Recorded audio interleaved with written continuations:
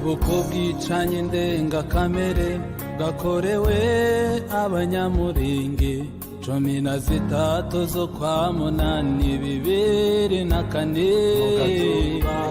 Byari ijoro ry'umubabaro, ijoro ryuzuye imiborogo, ubwo abacu bitwaga urw'agashinyaguro. Hari umugoroba usanzwe nk'indi, abana bakina basabana, ababyeyi nabo batoreye batazi ko umwanzi yapanze gutsemba ubwoko burundu.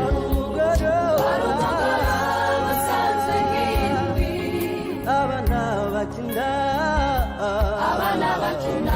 basabana, ababyeyi nabo batoreye batazi ko umwanzi yapanze gutsemba ubwoko burundu. Turibuka inzirakarengane z'Abanyamulenge ziciwe urw'agashinyaguro mu Gatumba. Ubutwari bwanyu n'umurage mwadusigiye niduteze kuzazibagirwa.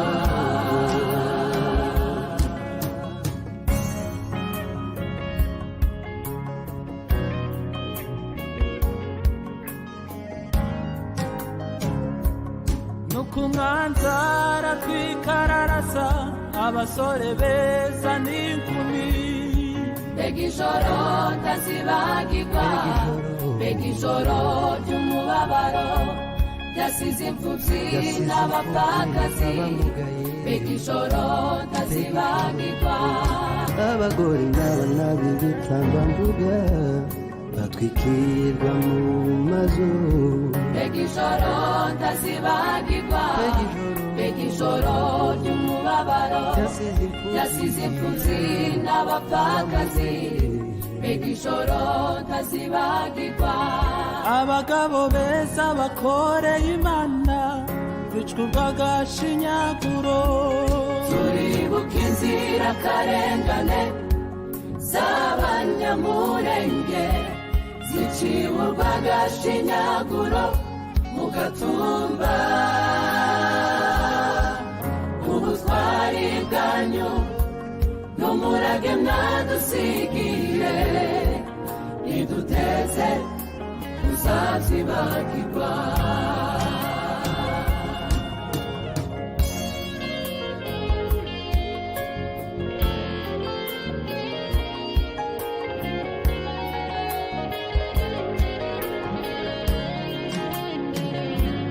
Humura Mulenge, humura,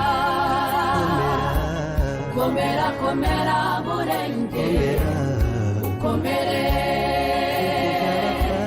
Humura Mulenge, humura, komera Mulenge, ukomere.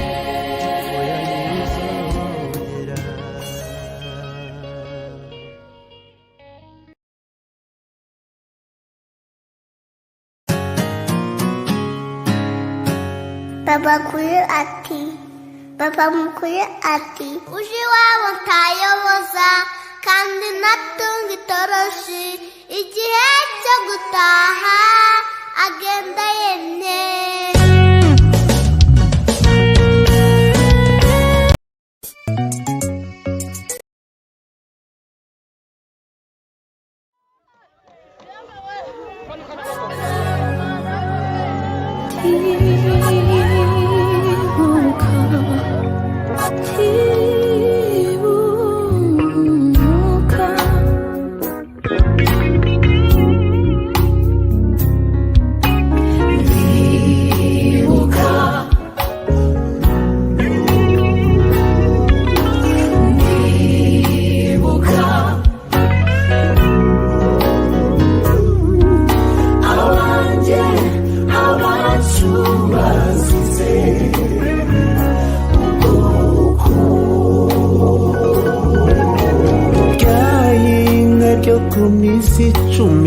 3 ukwezi k'umunani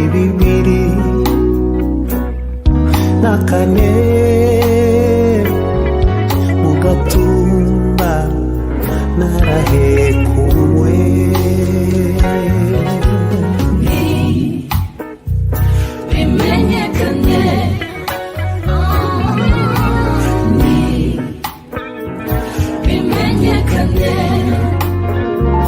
bizatuma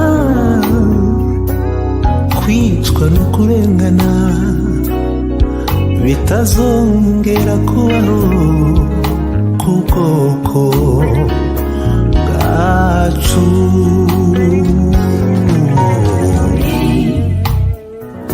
bimenyekane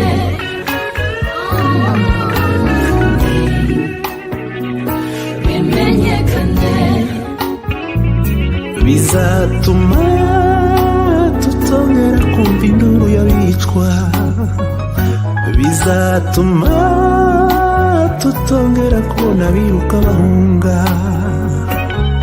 twibuke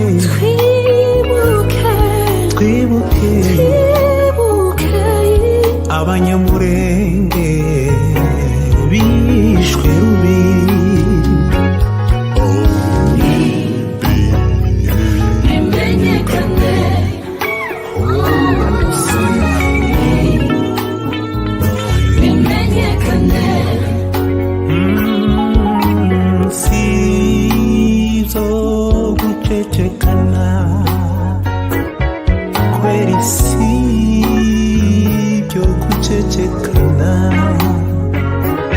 twese hamwe twibuke abacu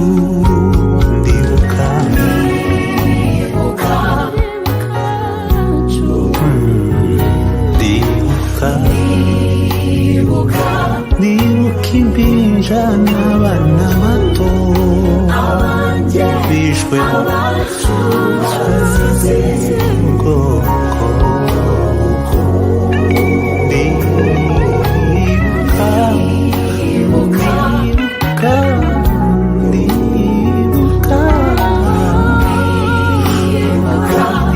abasore n'inkumi bishwe rubi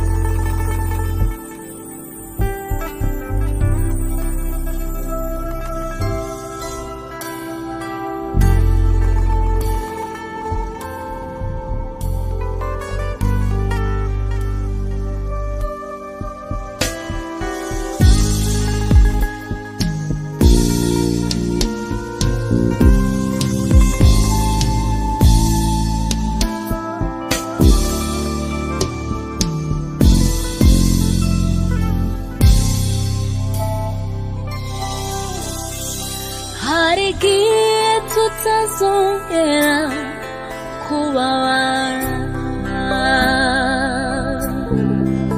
kubw'akarengane k'umunyamulenge tuzira uko dusa n'ibyo dufite hari igihe tutazongera kwitwa umunsi dusubire iwacu twubake Murenge. Hari igihe tutazongera kubabara kubw'akarengane k'umunyamurenge. Tuzira uko dusa n'ibyo dufite. Hari igihe tutazongera kwitwa impunzi, dusubire iwacu twubake Murenge.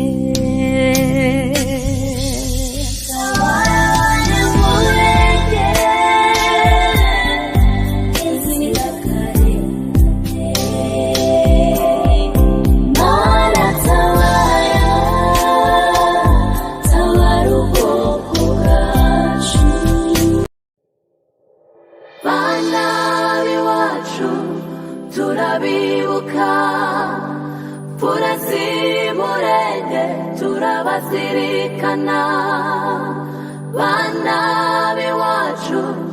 Turabibuka purazi Murenge, turabazirikana. Ndarira kibuka ya joro, ijoro yanze guca, ijoro rya Gatumba, ijoro ryanze guca. Ndarira kibuka rya joro, ijoro ryanze guca, ijoro rya Gatumba, ijoro ryanze guca.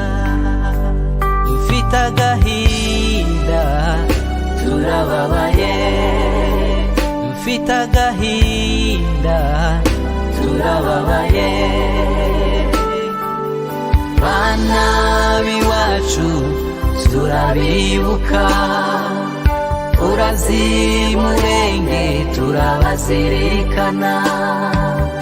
Bana b'iwacu turabibuka, urazi Murenge turabazirikana. Mwishwe muzize uko mwaremwe, urazi Murenge turabazirikana.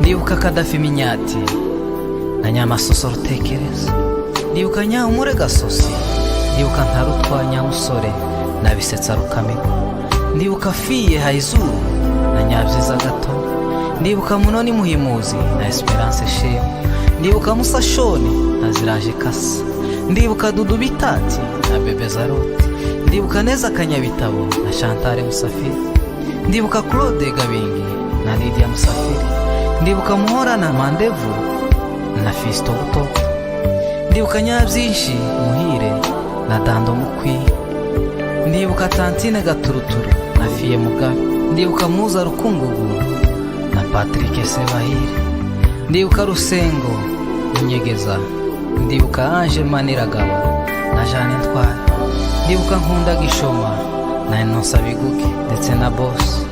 Abo bose badusize bakiri bato. Nimwigendere mw'abana mwe, nimwigendere mw'abasore mwe, nimwigendere mwarungano. Turibuka ababyeyi bakundaga Imana, Pasiteri Rutekereza bakundaga gusenga, Pasiteri Minyari bakundaga ikanisa, umucuranzi shoni wakundaga gucuranga, umucuranzi gasore wakundaga gutanga, umukinyi ngwabi wakundaga umupira. Nimwigendere, nimwiruhukire, turabibuka, turabibuka. Dufite agahinda, turababaye, dufite agahinda, turababaye. Bana b'iwacu turabibuka, turazimurenge, turabazirikana. Bana b'iwacu turabibuka, turazimurenge, turabazirikana. Mwishwe muzize uko mwaremwe, turazimurenge, turabazirikana. Dufite agahinda, dufite intimba, turababaye. Bana b'iwacu turabibuka, turazimurenge, turabazirikana. Bana b'iwacu turabibuka, turazimurenge, turabazirikana. Mwishwe muzize uko mwaremwe, turazimurenge, turabazirikana.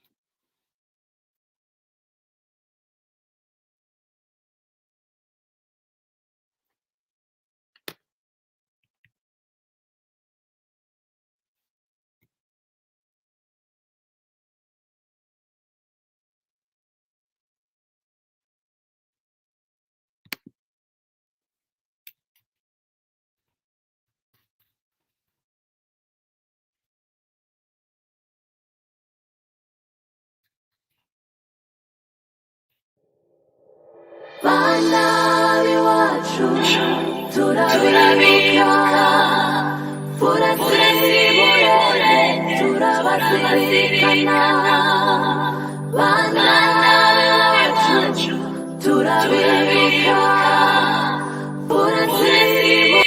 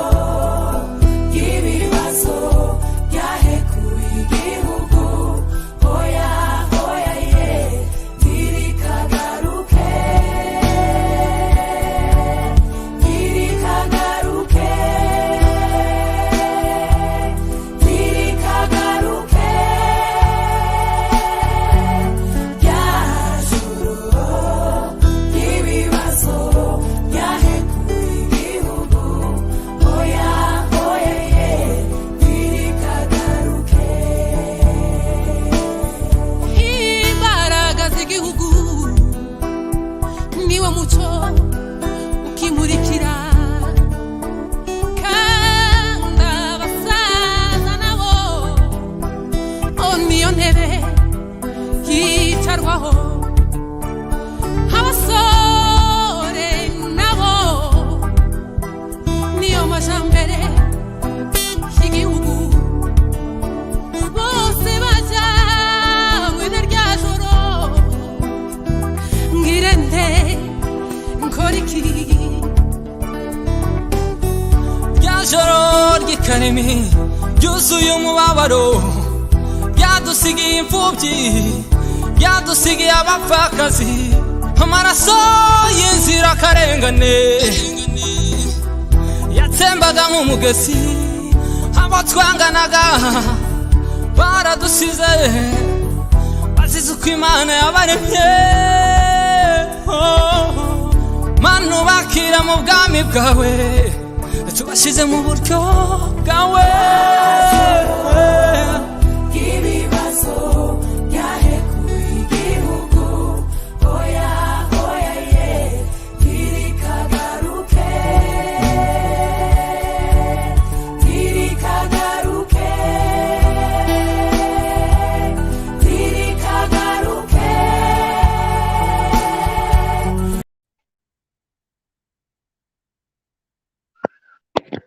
Hello everyone, just welcome everybody to I'm just welcoming Alex Invoka to start our meeting. I think he was struggling with the network or something like that, but I think now he's ready. Alex Invoka, you're ready to start. Thank you very much.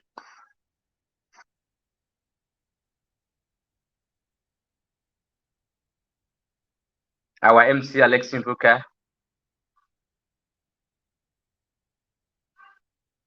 You can start now.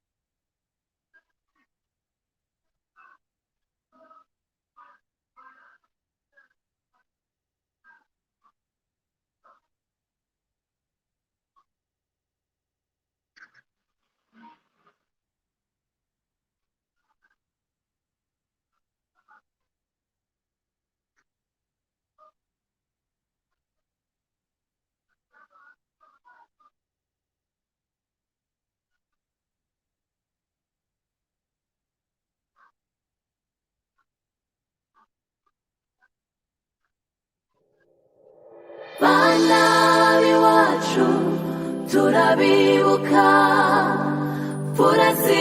Murenge turabazirikana Bana b'iwacu turabibuka Murenge turabazirikana ndarira kibuka ya joro ijoro ryanze guca ijoro rya Gatumba ijoro ryanze guca ndarira kibuka ya joro. Hello. Yeah, we can hear you. Can you hear me now? Better. Okay, great. Thank you. Let me start by welcoming everyone at this event. It is 17th memorial service of the Gatumba Massacre, which to the victims and relatives and the community of Banyamulenge, it was a genocide. Of course, a genocide has to be confirmed in many cases, has to wait for a special rapporteur to confirm that it's a genocide, but many reports have confirmed this was a genocide nature. So we'll be talking about this. Some of the speakers will be talking about this. So this is really part of our series of events going on around the world. I started by thanking the host, Innocent, who's been really tirelessly working hard to bring all these events together, and really organize the speakers as well. Today's event is very special in the sense that it is the only event that brings experts who have different kind of expertise and knowledge around the question of justice, and why continuing to remember.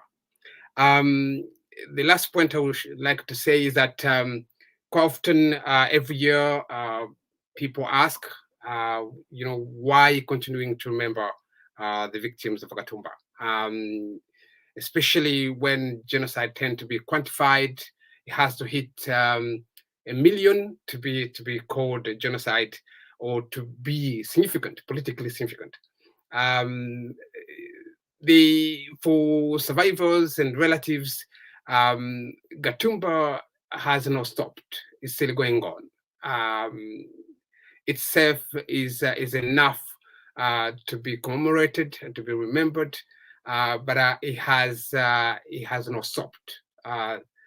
So many people still being targeted and killed simply because of who they are, in the same context as in the Gatumba massacre.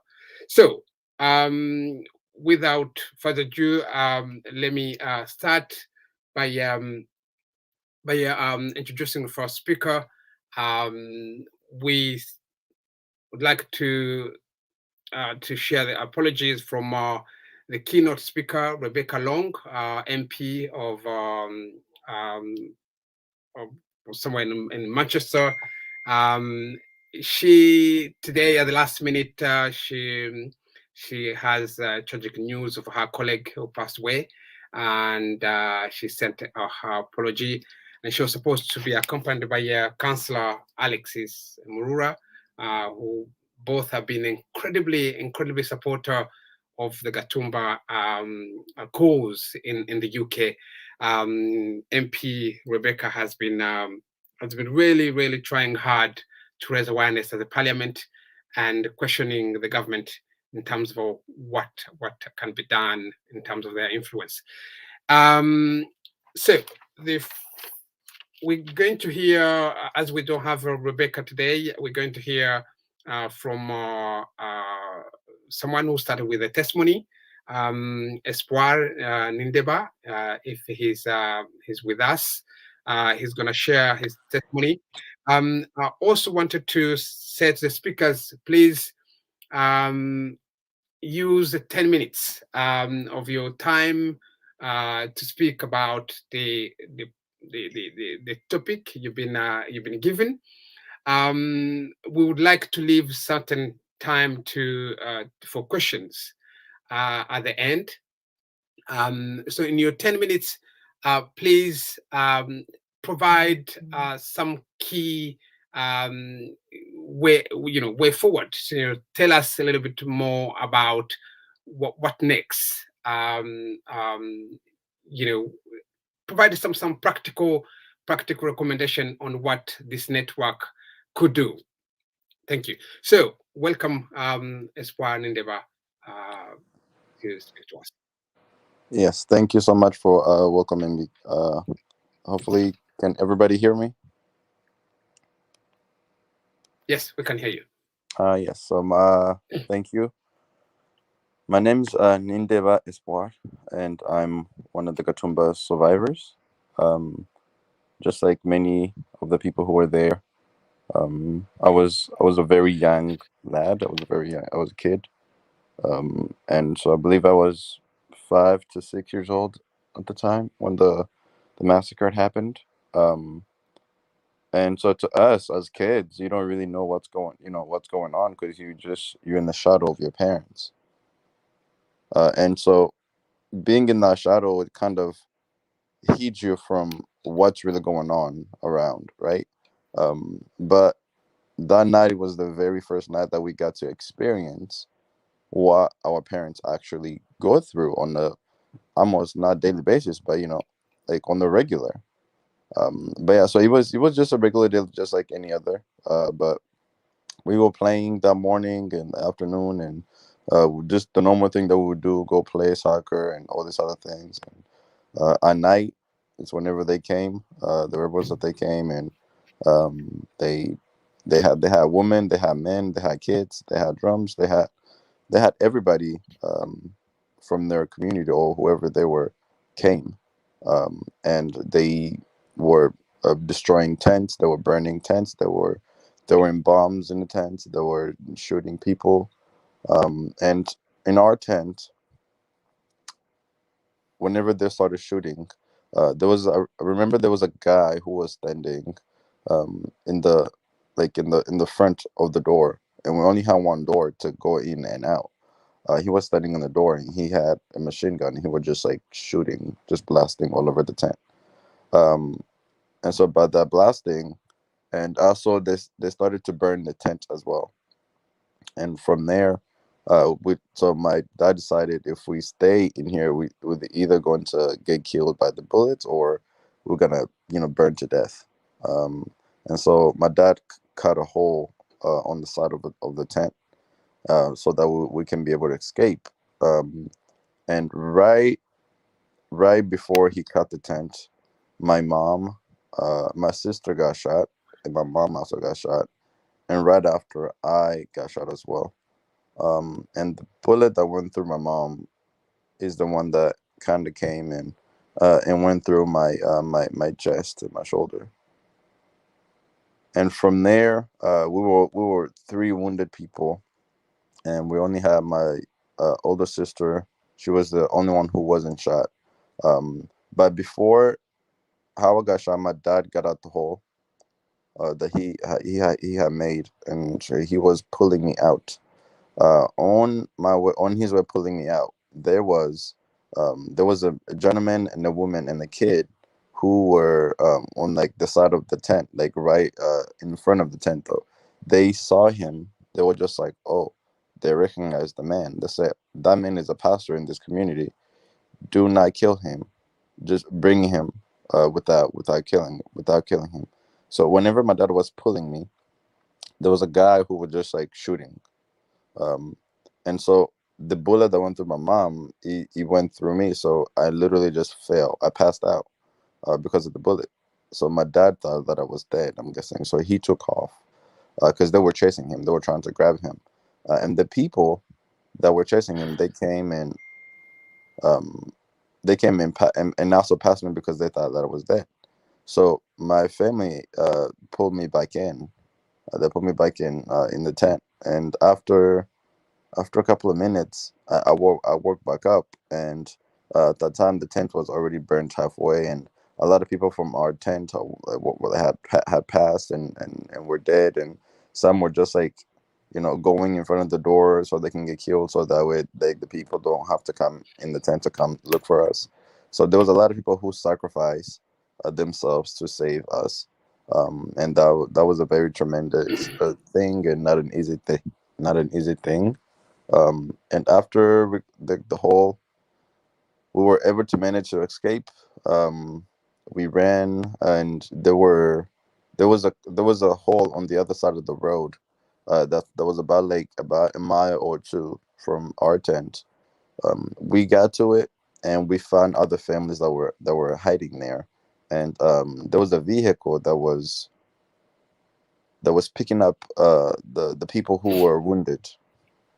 And from there, they took all the people who were wounded, and they took all of us, and they took us to the hospital, the nearby hospital. When we got to the nearby hospital, that's whenever we saw everybody who were wounded, and there was still more people that they were still bringing. And so they started getting those who were critically injured, like, and taking them to general hospitals in Burundi. And among those people that they were taking who were critically injured, me, my sister, and my mom were among them, and my cousin. And so we went to those. Me and my mom went to the same hospital. My sister went to a different hospital. And at that time, we're thinking our dad is dead. We didn't even know. where he was without they capturing, or maybe they just shot him. We didn't know he was alive. And so after 3 days, he came to visit us in the hospital, and he was alive and he was okay. And so from there, uh, the way I got shot was I got shot in my right shoulder, and the bullet didn't come out my chest. For some reason, it stayed in, and he ended up traveling all the way on my left shoulder, and so they were able to do surgery, and they got it out, but they didn't. The people, the doctors or the nurses, they didn't tell us that I had fragments, or I don't know if they didn't see them or anything. So from then we went into a refugee camp in Mwaro in Burundi, and from there in Burundi we stayed there for, I believe, 3 years. We stayed there for 3 years, and then after 3 years, they started a process to for people who were who were affected by this war to given a chance to come to the U.S. And so we also started that process, and we were among the families that were selected, among the very first family that was selected. So we were on the first plane that came here to the U.S. And whenever we got here to the U.S., we got here in Austin, Texas, and from then we didn't speak any English. My parents and my older siblings, they spoke French, but I only spoke Swahili and our language. So that's the only languages that I knew, but we didn't speak any English. So it became very tough um, to navigate around the city, and to know which food to eat, or where to get milk, or what's milk, or all these other different things. But we were able to manage due to the care that we were given here, and um, the the courage, the amazingness of people who were helping us. We were given a translator who spoke French, or a caseworker and everything. So she really helped us to understand, but also the ESL class here. And so as I was growing up here in Austin, Texas, here in America, um, I started to like also being closer to, or kind of understanding the system of this place, because as a kid, anywhere you go, you're gonna adapt to whatever place that you're at. That's whatever place you're at. That's most likely what you are going to become as well. Uh, so I started navigating through the whole place and kind of just like understanding it. And um, I went through school. I went from elementary. I came when I was in sixth grade, but because of my age, they put me back to fourth grade. And so I did fourth grade, um, from elementary to middle school to high school. And then high school was a very uh, turning point, because high school, that's whenever I actually spoke English. And so I started to understanding the system a little bit more. I started to understanding about what really goes on in the U.S. and how to live here, or how to the strategies to best fit and uh, be successful in the U.S. And so from there, I kind of just focus on education, but I still didn't know a lot about school and a lot about um, you know going to college, and or searching for jobs, or applying for financial aid and all these other things. So but I managed to graduate in the top class at school, and then from there, I received a scholarship from the University of Texas here in Austin. um, and so I went to we ended up moving back here to Austin, and I did my 4 years at the university, and I was studying pre med, but also I had minor in business, and I was also a double major, so I was also majoring again in physical therapy or kinesiology. So I was doing all those three things just because I knew I wanted to be successful. Obviously, as a kid who grew up with nothing, I wanted to do something that can make me money, and but also school is not a very easy thing, so it became a bit challenging. So, but I really thank my advisor, who tremendously helped me with the process of going through college and just knowing what to do. So I was able to finish my 4 years there with a full scholarship, and got to the time where I had to decide what I wanted to do continuing, whether study I wanted to do business, or whether I wanted to do medical or pre-med, or I wanted to do kinesiology. So I was in like a trance of me kind of trying to decide of what to do or what to choose to study. So my mind was already made that I was going to do kinesiology and pursue physical therapy. But from there, my advisor saw something in me that I didn't see in myself. So he was just like, well, you also, again, one of the top students here at school, at the universities. And he said, my grades and everything. And so why don't you apply to medical school? I was just like, I can, but that wasn't in my agenda. I wasn't really thinking about it, just because it was hard. I can't, to me, I already put it in my mind that I can't do it. He was just like, you have the grades and you have the knowledge for it, so why not, why not do it? So we made a deal. We did all the applications, and we applied to, I believe, we applied to a lot of schools, but we applied to four public universities, and public and private universities, and then we applied to seven Ivy League schools. And so from there, we kind of just let it. And after like application from those colleges started coming in, and with God's grace and everything, I was able to get into a medical school in Boston, out of Harvard Medical School. And so from that process on, I really took it. I was just like, wow, I saw myself as how much I limit myself from, or how much we limit ourselves from what we can able to do. And so they were asking about who are my motivation, who was my motivation for me to be here. I'm just like, the very first person, the very first people who motivates me are my parents. My parents give me all the motivation and courage that I need, and they are probably, to me, the best parents in the world, because the care that they give me and the freedom and the uh, knowledge to explore this country that they gave me, and also in the wisdom that they feed me. But also the other place where I find my motivation um, is from those people that we lost from Gatumba, right? Like, for example, like the man who kind of sacrificed himself, and and went on, and so that he can get killed, so that we don't so the person don't have to come in the tents and kill all of us, or all my friends who we used to play and outside, and who died and I didn't. So kind of just knowing that somebody that you knew, somebody that you used to hang out with, somebody that was your uncle or your father or your mother, um, passed away, and you're still alive and you're still here.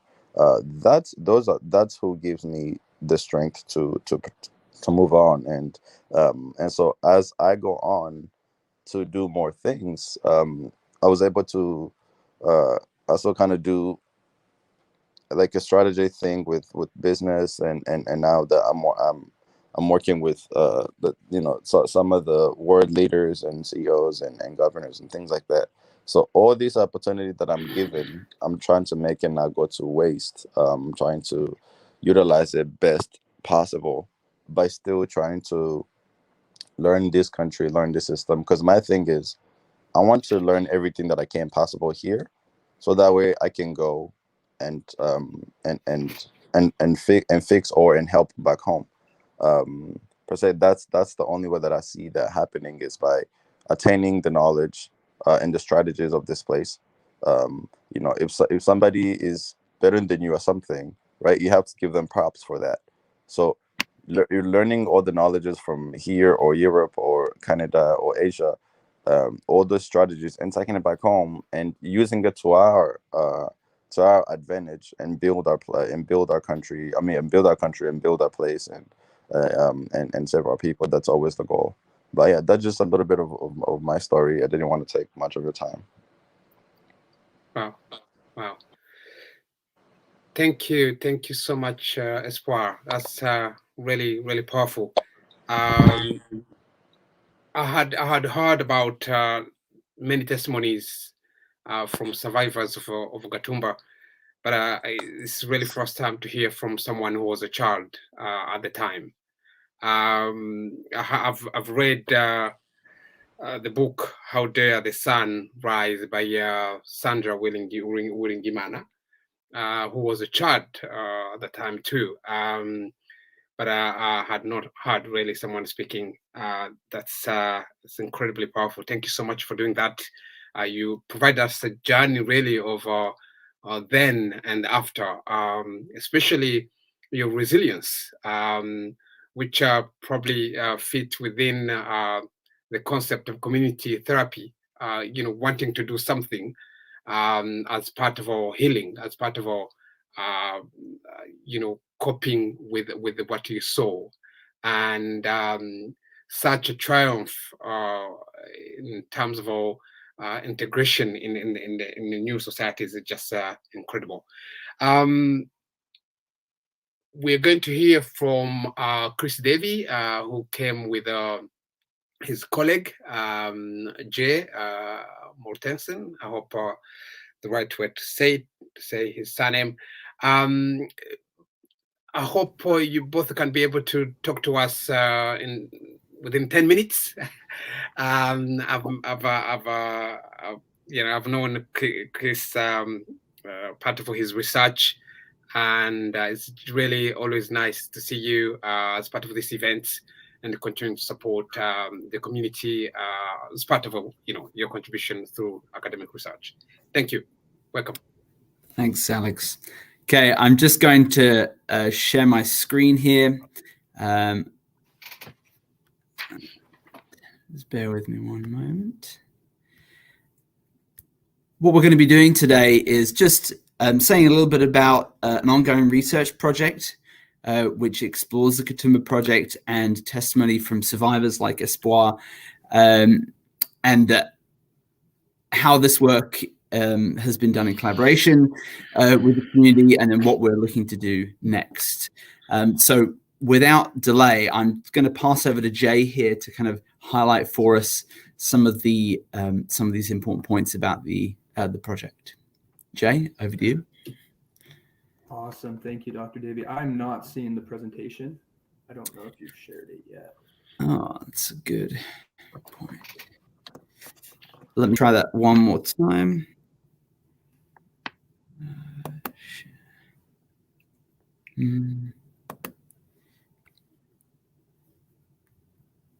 Okay.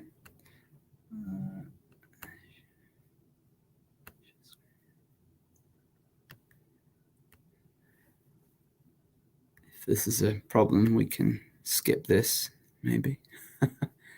Okay. That should be sharing now. No, we cannot see it. No. It hasn't shared.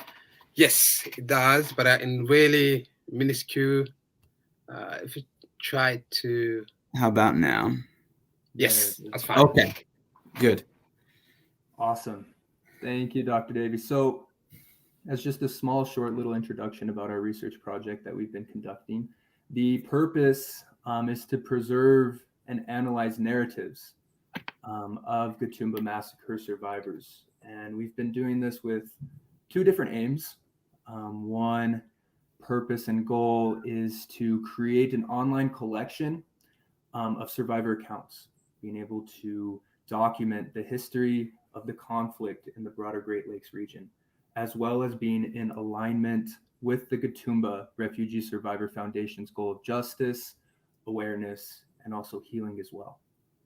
We have found that documenting the Gatumba Massacre is absolutely essential because the rather incomplete reconciliation or silence of the massacre has led to lots of detrimental and destructive effects towards victims, family members of victims, and people directly or indirectly associated with the massacre in that region. For those that aren't extremely familiar with the Kitumba Massacre in 2004, There was an attack on Congolese civilians and refugees in the small town of Gatumba.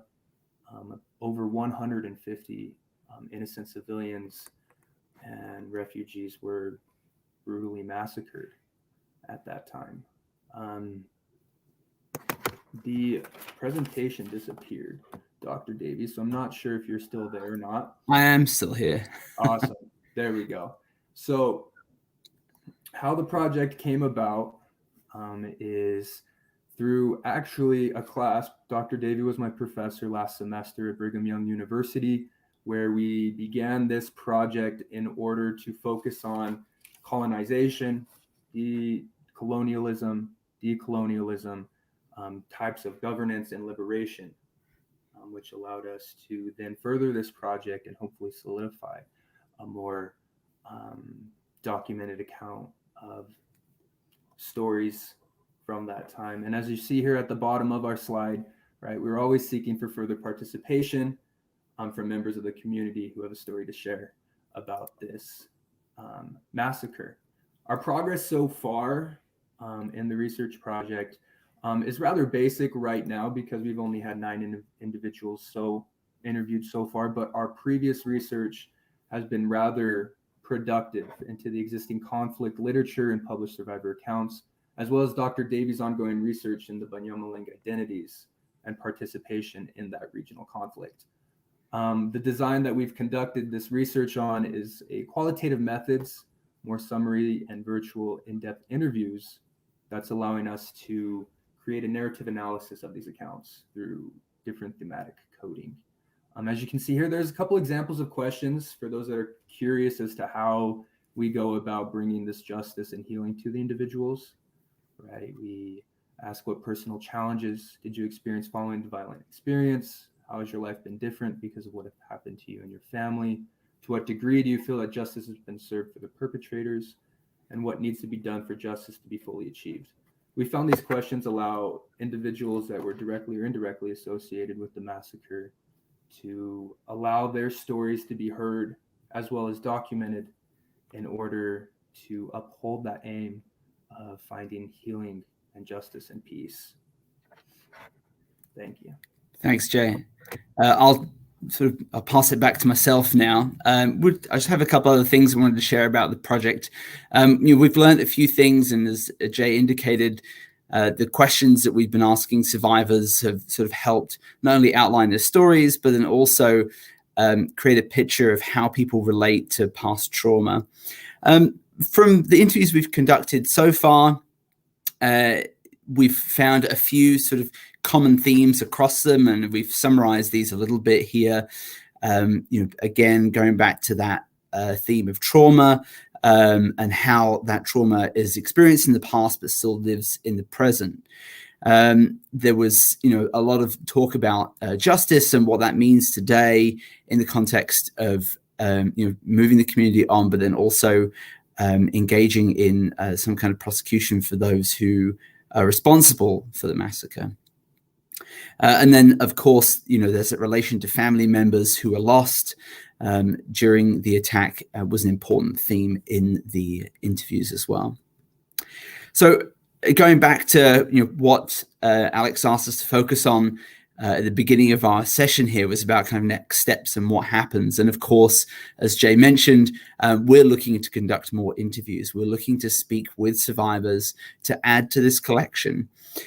Some of our bigger aims are to publish at some point in the coming year or months, hopefully, an accessible online news article, not an academic journal article, but something that can be read by anybody who goes online to learn more about the project and the massacre. We also eventually plan to have an online space for a searchable collection of these testimonies, both again to add to historical narrative about the Kitumba Massacre, but then also to sort of stand as a witness to that massacre. Overall, and going back to those goals of the GSRF, we hope that this project will support peace building, particularly in supporting work around justice and memory, in terms of, building a historical narrative supports justice initiatives, but then also that adds to a collective memory, not only for the communities, the Banyamulenge groups, but then also for Congolese and others in the region and globally as well. So I'll end there. I'm happy to answer any other questions as we move into the Q&A part. My email is there if anybody would like to participate in the project, you wish to be interviewed, or perhaps you're an aspiring writer, an academic from the community, you'd like to be involved in another way as well, please get in touch. Okay, thank you.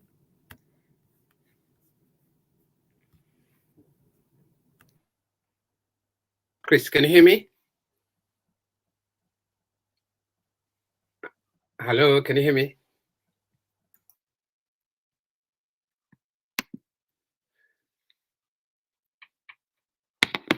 Hi, can you hear me? Yeah, I think we can hear you, Alex. Okay, good. I couldn't hear. Okay. No, really, thank you so much for this contribution. I'm sure the network will appreciate this. One of the network's objectives is really to try to document as much evidence, especially these narratives. Having such angle of contribution, I'm sure is something they will love to support you in the process as you continue, and especially accessing people, participant in this research and the process. I'm sure there will be some question at the end. Personally, I have one, but I will leave it to the last minute when we ask a question. The next speakers, two speakers, Shadrach from Genocide Watch and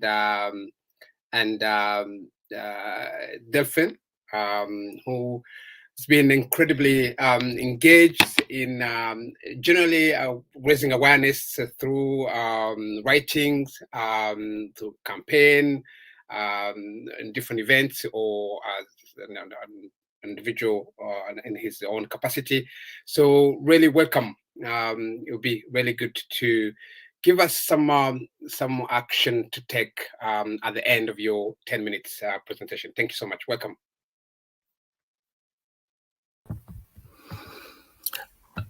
Okay, hello. I don't know whether Delphine is on yet. I think we were going to talk together. I was going to do a first presentation and Delphine summarizes at the end.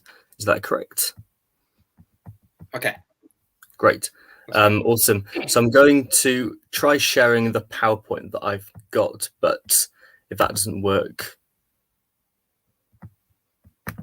no, I think I probably needed to have uploaded it before. That's okay. I don't think we need the PowerPoint too much. It's just to use for me as a guide. So I'm going to be talking about the historical processes of the persecution and what you can call the genocidal process that the Banyamulenge have faced since the colonial era.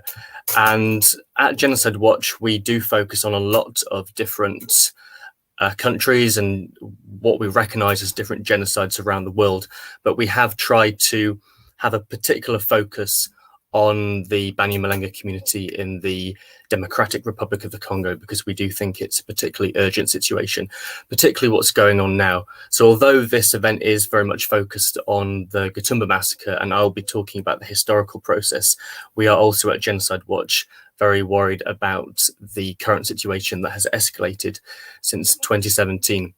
And a lot of our research has been very much reliant on Delphine's own research. So just a quick thanks, Delphine, for all the support that you've given us this past year. And so to move on to this presentation on the historical era, it's worth just reflecting on the significance of the Kitumba Massacre within this historical period, or this entire historical process.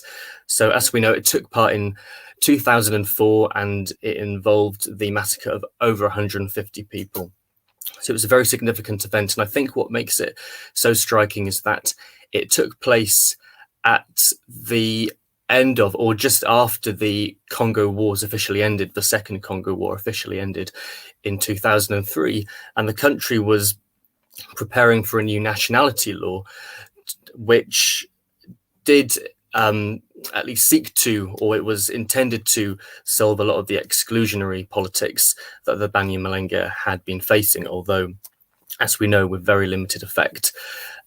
But the fact that this massacre took place just after this was going on, I think, was a very important sign that the Banyamulenge as a community were still not safe, just because the war had officially ended, and the violence has protracted ever since then. But also, it's important not to just focus solely on this event, because there were so many different incidents and political processes that the Banyamulenge had faced for decades beforehand. So we're just going to go back in time all the way to the beginning of the colonial era. And the key starting point would, of course, be the 1884 Berlin Conference, when European powers were agreeing to divide different parts of Africa among each other. And the Belgians managed to seize the Congo and set up what they called the Congo Free State. And what was particularly exceptional about Congo Free State, which was also a very cynical name in and of itself, is that it was privately owned by King Leopold II. And it's also worth noting from the offset that the entirety of the Congolese population had been victimized and brutalized by Belgian colonial rule. So we do recognize that many different ethnic groups have suffered, both due to colonial rule and in the aftermath of colonialism. But the Banyamulenge from the beginning was subjected to very heavy persecution. And the key event or development that triggered their persecution and later on their genocide was the removal of their chiefdom. So the Banyamulenge resisted colonial rule, and therefore the Belgians removed their chiefdoms. And that had multiple different effects. So not only did it disempower them in many ways, and we'll have a look into the different ways in which they've been disempowered and how that's negatively impacted them on a day-to-day basis, but also it helped construct this identity that the Banyamulenge are outsiders. And that has been a very, very important idea and narrative that has fueled the justifications for violence against the Banyamulenge to the present day. And this development in constructing the Banyamulenge as outsiders and therefore invaders is very much linked to this very racist colonial theory called the Hermetic Hypothesis.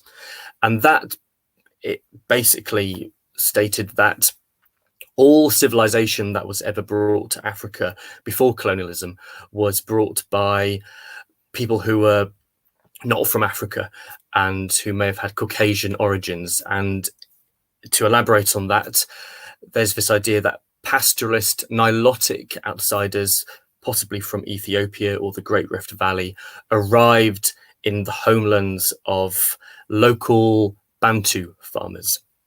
And so we hear this original narrative in current narratives today, which I'll come back to in a moment, this idea of indigenous Mai groups attacking or driving out these outsiders, these invaders. So this narrative has its origins in colonial rule and a very racist theory, which of course had very different versions across Africa and the broader colonial world.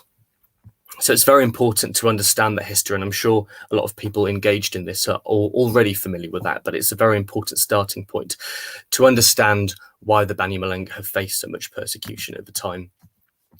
And so this did not end at all with independence. And independence in 1960, of course, was followed by key world famous events such as the assassination of Patrice Lumumba which of course was a very shocking event in and of itself. It was an attack on Congolese sovereignty, and it was orchestrated by the CIA or perpetrated by the CIA.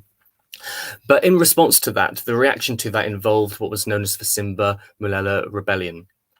And although there were some Banyamulenge who did participate in this rebellion at first, unfortunately, this outsider label attached to the Banyamulenge had already stuck, and they were still seen as foreigners. Moreover, they were seen as capitalist outsiders due to their pastoralist lifestyle and livelihoods and the way in which they functioned in order to make a living. Of course, that's a very, very severe distortion of truth, but that was the narrative that kept being reinforced. And so they were targeted, they were massacred as early on in the 1960s following independence.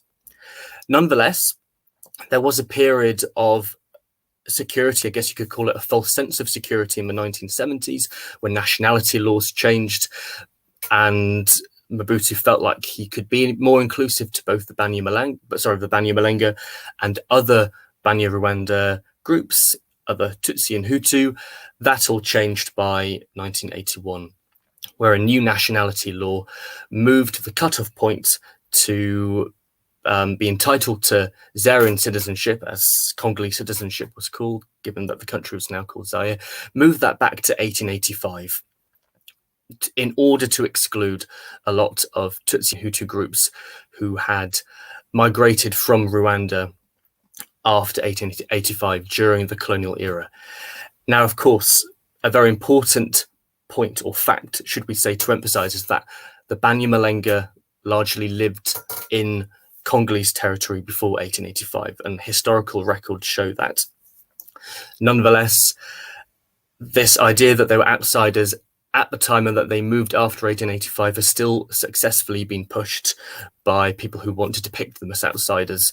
And so that cutoff point was used as a reference point, and therefore the start of colonialism is another important reference point for that reason. And a lot of this manipulation of ethnic divisions by Mobutu was due to different circumstances at the time, such as changes in the economy. So every single time Mobutu was reaching out to Banyamulenge, but also dividing the country against Banyamulenge, it was all very cynical and for personal gain. And so this ended up escalating in the 1990s, and it got to a point where the governor of South Kivu ended up ordering for all Banyamulenge, or all Banyarwanda, or Rwandans, as he put it, to leave. And they were given a 6-day ultimatum in 1996 to leave or face attacks. And this was also coinciding with the Rwandan genocide, where many refugees were fleeing Rwanda, particularly Hutu refugees who were fearing retaliation for the genocide of the Tutsi in Rwanda. But there were additionally, and of course that was exacerbating tensions within the DRC or within Zaire at the time, but also Rwandan Hutu extremists were a threat to Tutsi and Banyamulenge within the Congo.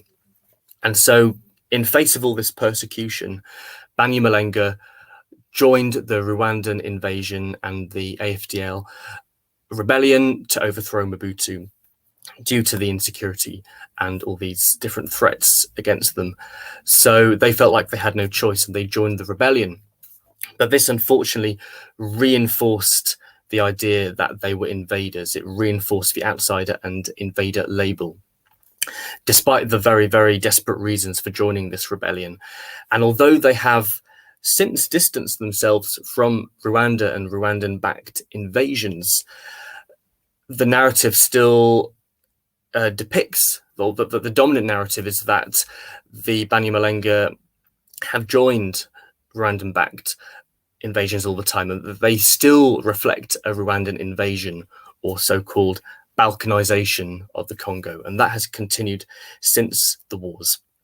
Although Tutsi joined rebellions such as the CNDP and M23 due to their own security fears and discrimination, and I'm not here to moralize whether or not that was the right thing, but it remains a fact that Banyamulenge opposed these rebellions. But there's been a kind of coalescing and collective association of all different groups seemed to be originally from Rwanda, to band them all together as just Rwandan outsiders, and Banyamulenge end up suffering from that narrative today. So I don't want to go over time, but that's to summarize how the Banyamulenge have been depicted as outsiders over time. And that explains the recent escalation of violence since 2017, where there's been a coalition of Mai teaming up against Banyamulenge fighters. It's very complex yet asymmetric violence, and that in itself gets lost. The Banyamulenge are vulnerable, and the fact that it's complex is used to eclipse the fact that the Banyamulenge are vulnerable and disproportionately targeted, which UN reports have been able to show, even though there's a problem of underreporting there. But in addition to that, the current reports, both in the media and by NGOs, including the UN, completely dismiss this entire history of persecution and discrimination that the Banyamulenge have faced, even though the 2004 nationality laws were made more inclusive by making the cutoff date to obtain nationality moved to 1960. That has not changed the situation for the Banyamulenge. This narrative that they're outsiders still works against them. So there's a lot to resolve there. So hopefully that's a nice, clear, quick whistle-stop tour of the history of the Banyamulenge's persecution. And I'll hand over to Delphin now.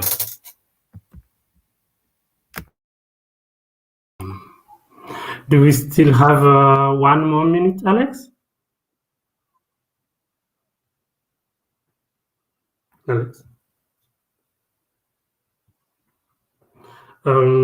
Thank you, Thomas. Can you hear me? Yeah. Alex? I'm sure Thomas has covered the main point we planned to share with you today. If we are running out of time, I'm sure we can just wait to elaborate during the Q&A. Yes, please. Delphin, is it possible to 5-6 minutes? Is that possible to do that? Yes, I can. Thank you. I want to just to highlight 1 or 2, 3 points, adding to what Thomas has discussed. It's linked to my paper. It's under review within an academic journal, where I tried to elaborate on the link between different events where the Banyamulenge have been killed since the 60s. I followed a line of thought within Rosenberg and Selina. It's called genocide by attrition, where you tend to see indirect methods are being used to annihilate a group. That's typically what's happened to the Banyamulenge since the 60s. I managed to highlight and see a type of link in terms of modus operandi used since the 60s. It targets on a first place men and boys who have been killed since 66, 96, 98, and recently. They've been targeting unarmed military soldiers, whether disarmed or during any training event. They never spared anyone who is a man or a boy. But also I managed to see how the killing itself is embedded within a denial mechanism. It tends to erase the evidences that this has happened when a body were being thrown in waters or by burning them on tires. Maybe the last point in my paper, it's still under review. I hope maybe it will be published. Since the 60s up to now, it's similarly, a type of ideology linked to what Thomas has discussed. It's simply targeting the people, the same group, easily identifiable, but also are considered as invaders. It more builds on an ideology of chasing the invaders. It's more linked to the Simba rebellion, and these are the same people probably who have used the same narrative and discourse during the 96, but also 98 and recently. On the way forward, from my point of view, I think probably Thomas may have another idea. I think we needed to look back on where the problem started. Whether the recent constitution has tried to be inclusive, but there's still much an issue on the way nationality is formulated. I might leave this question to lawyers who will be following next to us, but then it's still linking what's discussed as civic nationality or civic citizenship by ethnic citizenship. And then any ethnic group needs to show they have their own territory, and then through such ethnic territory, a group can belong to the state. And then so long as the Banyamulenge still have such problem of their own territory, recently during an event, Babembe community in Uvira have raised the question of nationality. I think there is a possibility of preventing a genocide, but also by looking back, we needed to check how to solve in a sustainable way the way of belonging of the Banyamulenge community. Thank you so much. Thank you so much, Delphine. Thomas, you forgive me when I was introducing you guys. I couldn't read your name properly, but yeah, that's beside the point. I really wanted to thank you both to your insights, really looking at racial ethnic theory and ideology by colonial power and scholars, and how post-colonial regime have used this. You've also talked about the journey of exclusion by the state, but also the inability of various governments to reinforce unity and the social relationship. Delphine has really talked about some of these papers currently under review. Again, looking at the narratives and discourses of exclusion and persecutions, really around the issue of our ethnic and ethnic identity and that struggle of in the inequality around the management of our governance of our local customary powers and how that impact on ethnic citizenship. I'm sure people will have some questions later to ask you, but I really want to thank Thomas from Genocide Watch, really specifically because currently there's not so many agencies, international agencies, taking such courage and understanding of the persecution of Banyamulenge. In 1996, there were so many agencies, international agencies, especially the media branch of the UN, IRIN, used to come up with so many publications. Recently, we've seen very little. Many Banyamulenge researchers or few people like the work of Chris, but not so many agencies are really coming forward to document what's going on. So Genocide Watch has probably been now. I've not seen a report from Human Rights Watch.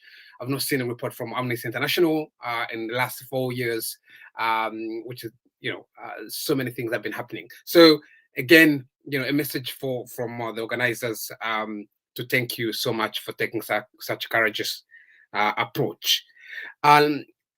last not least, we have two speakers, both experts in law. This is Professor Felix Ndahinda and Menge. Maître Menge has been really fully involved, actively involved in the justice side of approach, supporting the communities. I'm sure he probably sometimes get frustrated in terms of the type of advice that they should follow to get this this much more to the attention and probably come up with a much more structured approach. But both of them, they're going to talk to us the quest for justice.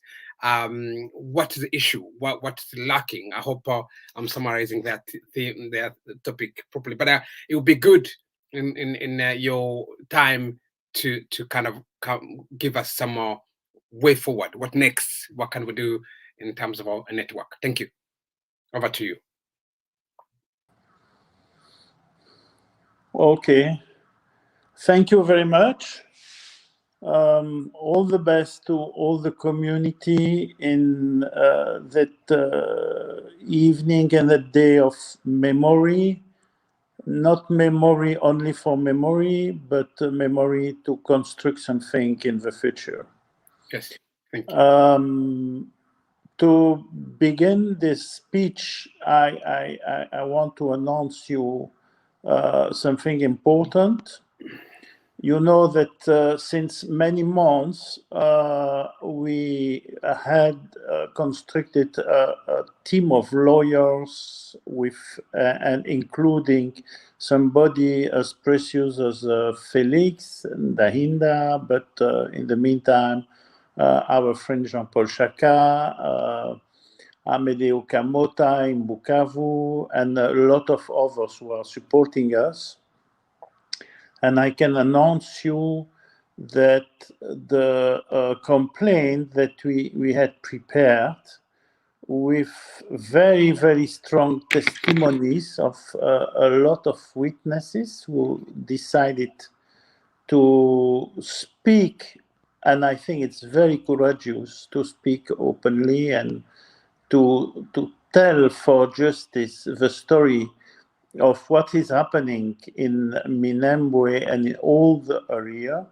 The complaint is quite ready, and we hope, but it's quite sure, to finalize that all in the coming days, and that in September we should bring a strong complaint to the judicial authorities in Kinshasa.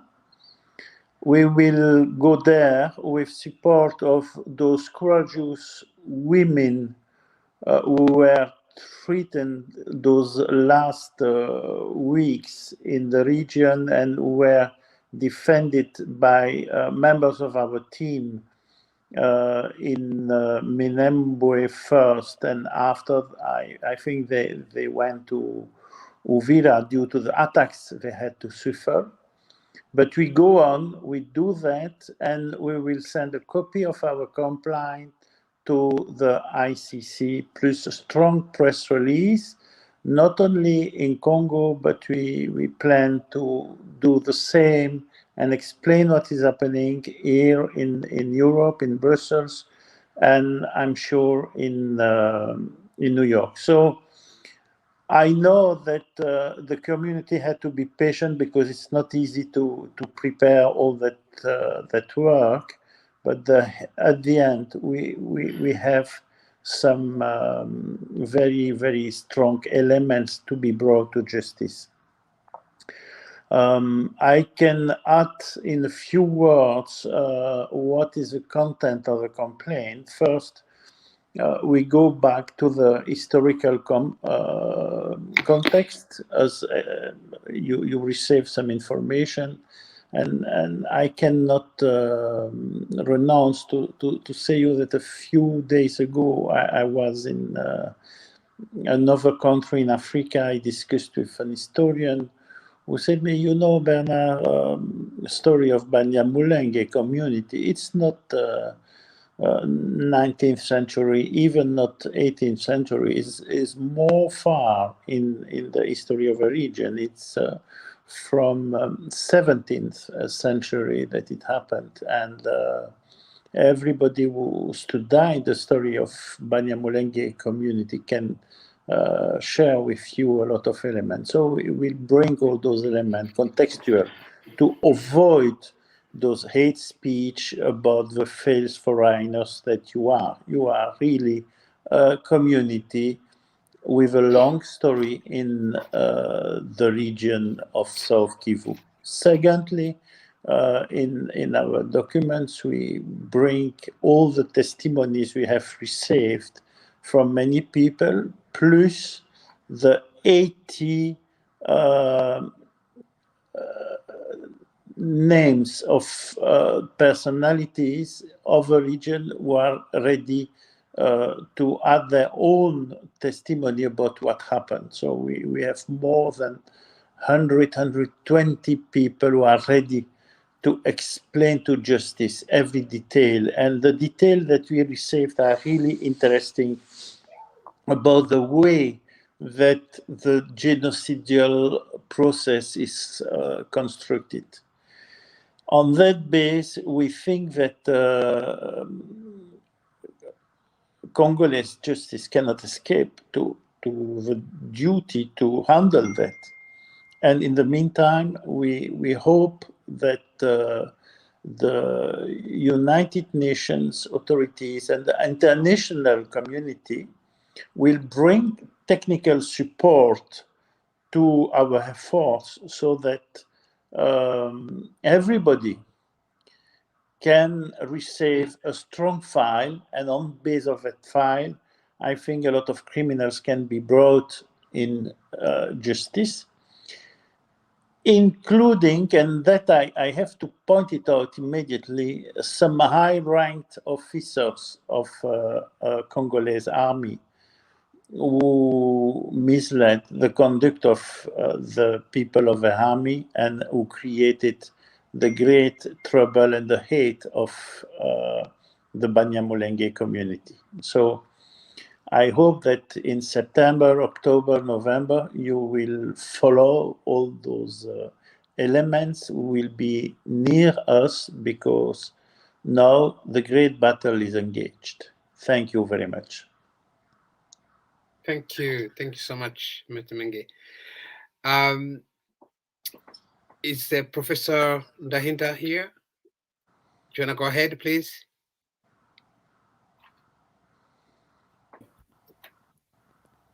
I hope you can. Yeah, I can see myself on the screen now. Yeah, thank you very much. Merci beaucoup, Maître Menguin. Évidemment, je m'attendais en fait que vous parliez en français, mais voilà, ça marche. Ça fonctionne très bien, très pratique, très anglo-saxon dans la façon de dire. I like it that Menguin followed Alex's advice and ended with started with this talk with the practical side of things. What are the next steps? What is happening, and what is about to happen at this on the judicial side? And that much more of it has to do with the current criminal acts taking place in the whole plateau, and particularly targeting the Banyamulenge community. Now, today we are still talking about Gatumba, and part of the assignment was to link Gatumba to what is happening today from the legal side. Now, when revisiting this talk, I went back to my notes of very many years ago, and I looked at the commemoration we did for the second year after Gatumba, 2006, in The Hague. A few people who are here were part of that, Alex included, among others. And at the time, we had invited people from the International Criminal Court, and basically all we were doing was to feed them back the narratives they produced after the crime occurred. And we were equipped with a very important instrument, which is the report which was compiled after the crime by the UN through three different kind of UN branches. One was the UN mission in Burundi, because there were peacekeepers in Burundi at the time, ONUB. There were peacekeepers in Congo. That was MONUC, at the time, which became MONUSCO. And they worked together with the Office of High Commissioner for Human Rights and produced the report, which documented massacres that occurred in Gatumba, that we rightly call of the genocidal nature. What is important is that even when we talk about genocide, even the report itself did place that. It didn't call the crime itself genocide, but it placed it in a genocidal continuum, which was something, and recommended further investigations. And that's something that we can always build on in doing whatever kind of follow-ups that we want to make up. And I will come back to that later. So visiting those notes, what is important to me is that, and marrying that with that report, there were others by Human Rights Watch, among many others, but I like always to underscore that because UN is the global body that represents the so-called international community, and as such, statements from such kind of a body can always be expected to have some given weight and can be followed up upon.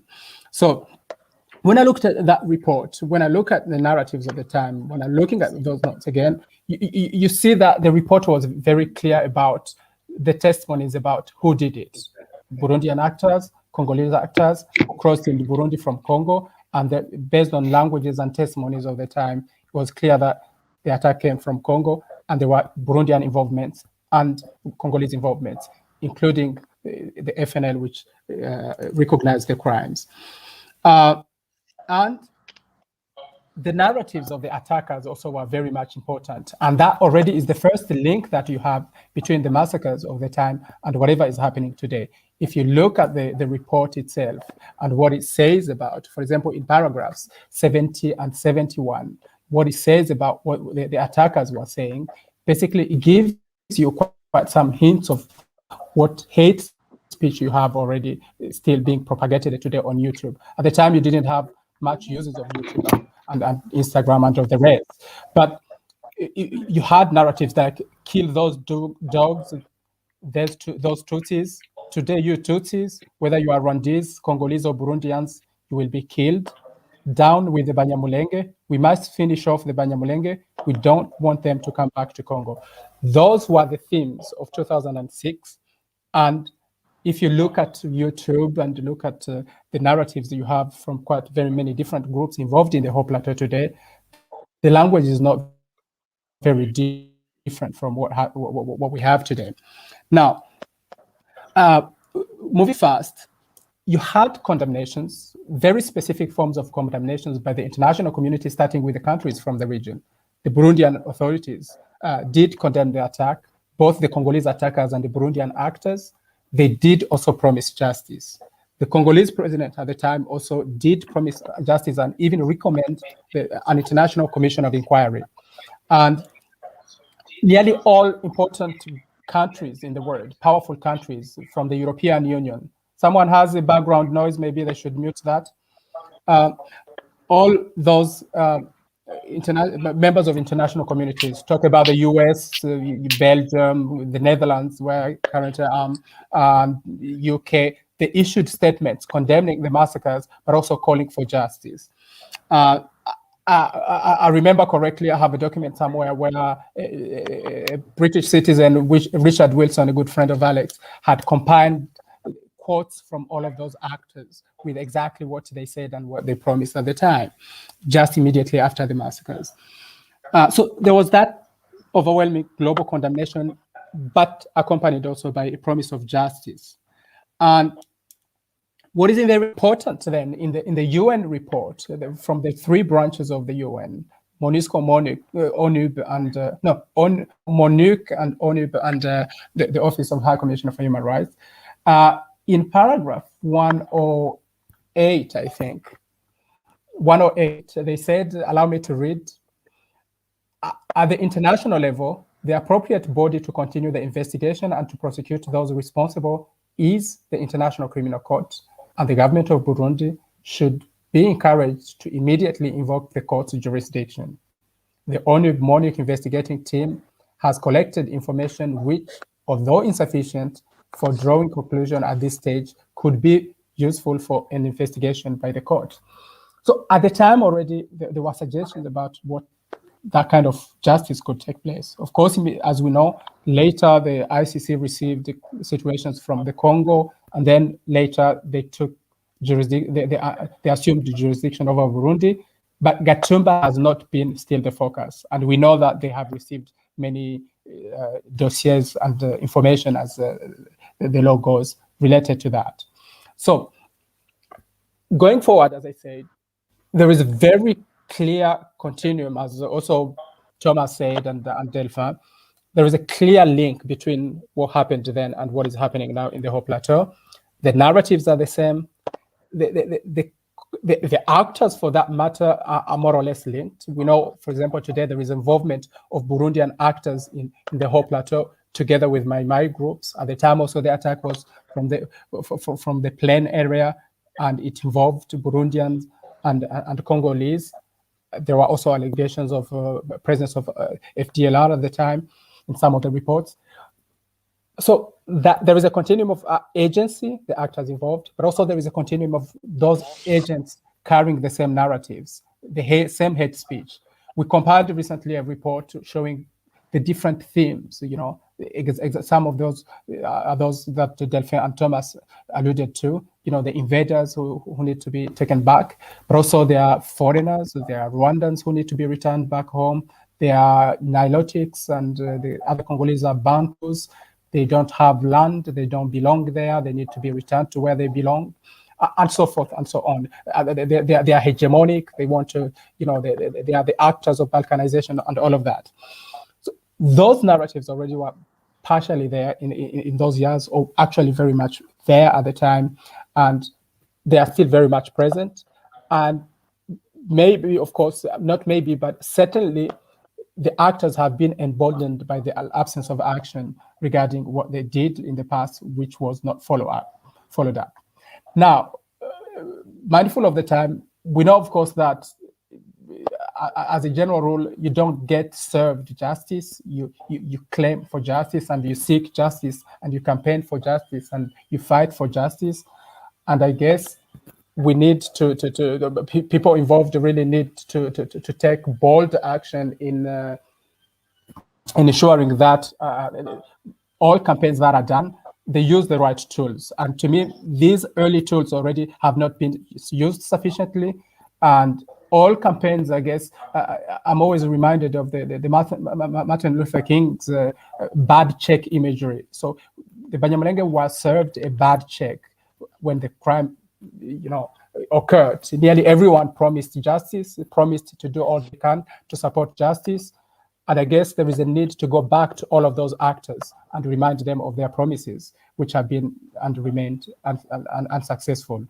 Now, as much as the prosecutions of what is happening now are in motion, as Mengen said, there is still very much of a need to initiate similar actions with regards to this imprescriptible crime of Gatumba.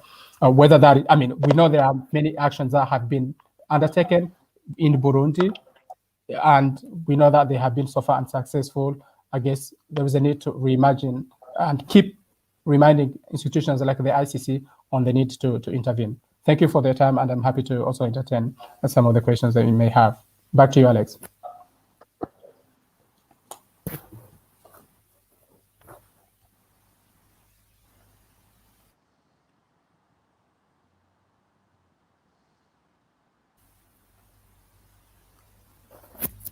Back to you, Alex. Hello, can you hear me? So I think I was on mute. No, thank you so much, both of you, for your insights. Mengi has taken us through, kind of giving us an update on the justice process that been going on, collecting evidence, especially, telling us some positive news on a possible complaint to being structured and to be handed in to the DRC government. He also talked about some of his speeches that have been going on, some criminal activities, responsibilities to this really, really promising, and he ended up by by positive approach by saying that there is a great battle to start. Professor Ndainda also mentioned about took us through really a link between Katumba and what's happening now, which is incredibly crucial for this event. I often say to the organizers of this kind of events to say that as much as we need to remember and continue the memorial services, but when we are talking about justice, we need to look at the so what. I think, as I said earlier, this event is incredibly important in the sense that Gatumba has not stopped, and that's what Professor Nain has told us. Took us through kind of started by talking about the history of engagement, some opportunities that were there, some avenues, and it talked about the themes that's going on now and how similar to the narratives that were there in 2004 and 6. Some opportunities that were there, especially in terms of international responses to the Gatumba massacre. And he briefly talked about the jurisdiction avenues and the opportunities and head speeches. Without really going into much details of the summary of their discussions, I really hope that there will be some question to them, especially to get some clarification on what can we hope to see in near future. These were both were the last speakers. I would want to open the floor for questions. We still have hope 20 minutes, 25 minutes. You can address your question to different speakers, but please say your name and one question per person. Thank you.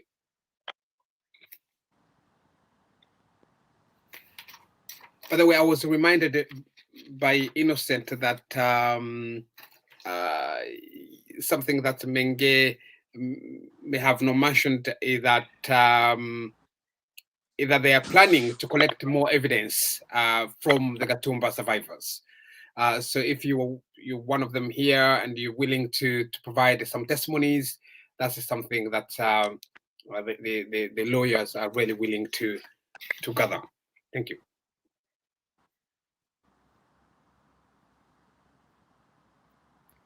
Question: How are we going to do that with this technology? I've never used this platform, so I don't know how we're going to use that. Can I go ahead with a question to Professor Ndahinda and Maitre Menge? I work in the DRC and I do political economy analysis, and one of the things which really raise some pessimism is domestic courts, domestic avenues for justice. What is the possibility of knowing those failures of country governance institutions? What is opportunity that there to go via regional power, the regional institutions such as African Union, and go to the sources? What about the legacy of colonialism? That's especially that have subjected Banyamulenge community and excluded Banyamulenge community. Is there something that it can start from regional powers or Belgium itself as a country that has a responsibility in what's going on the Banyamulenge? Maybe a political and illegal type of question. I'm sorry.